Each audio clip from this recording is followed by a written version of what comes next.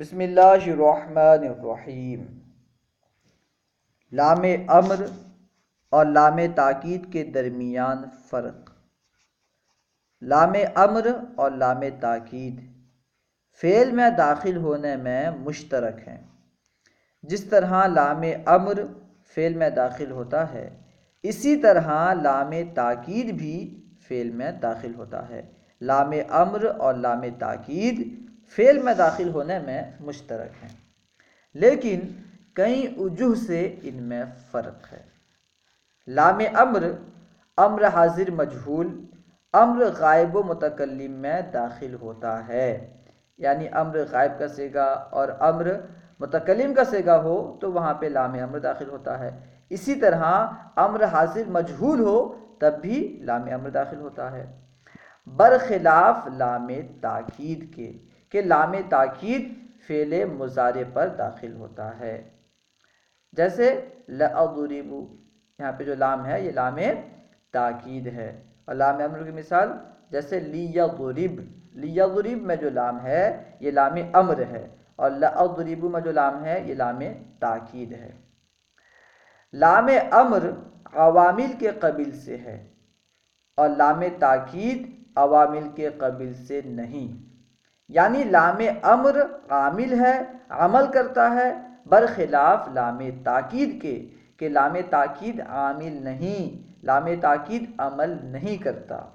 دیکھیے یضرب فعل مضارع تھا، جب ہم نے یضرب سے امر بنایا تو یضرب میں ہم نے لام امر کو داخل کیا تو لام امر نے با کو ساکن کر دیا، با کو جو کہ مضموم تھا، جس کے آخر میں ضمہ تھا، لام امر نے اسے ساکن کر دیا، اسے جزم دیا، یعنی لام امر عامل ہے، برخلاف لام تاکید کے کہ لام تاکید عامل نہیں۔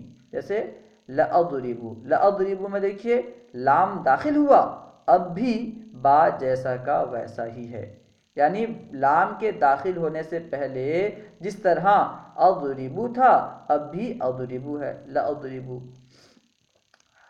لام امر ہمیشہ مکسور ہوتا ہے، جیسے لیضرب، لام امر جو ہے یہ ہمیشہ مکسور ہوتا ہے، یعنی اس پہ کسرہ ہوتا ہے، برخلاف لام تاکید کے کہ لام تاکید ہمیشہ مفتوح ہوتا ہے، یعنی اس پر فتحہ ہوتا ہے۔ جیسے لأضرب، لأضرب میں دیکھیے لام مفتوح ہے، لأضرب لام مفتوح ہے۔ لام امر ہمیشہ مکسور ہوتا ہے، لام تاکید ہمیشہ مفتوح ہوتا ہے۔ لام امر کو حذف کرنے سے معنی میں خلل پیدا ہوتا ہے، معنی بگڑ جاتا ہے، معنی میں فساد ہوتا ہے، برخلاف لام تاکید کے کہ اگر آپ لام تاکید کو حذف کریں گے تو معنی میں خلل نہیں ہوگا، کیونکہ لام تاکید صرف تاکید کا معنی دیتا ہے۔ اگر ہم لام تاکید کو حذف کر دیں گے تو اصل معنی میں کوئی خرابی نہیں آئے گی، لیکن اگر ہم لام امر کو حذف کرتے ہیں تو معنی میں خلل پیدا ہوگا۔ جیسے لیضرب ہے، اگر ہم لام کو حذف کر دیں گے تو پھر یضرب رہ جائے گا، ٹھیک ہے نا، تو یہ مضارع کا صیغہ ہو جائے گا، اس لیے معنی میں خلل ہوگا۔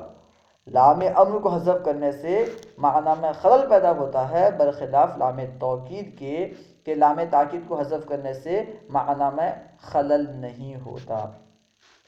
اللہ ورسولہ اعلم۔ السلام علیکم ورحمۃ اللہ وبرکاتہ۔ اسی طرح درسی ویڈیوز کے لیے ہمارے چینل فیضان درس نظامی کو ضرور سبسکرائب کریں۔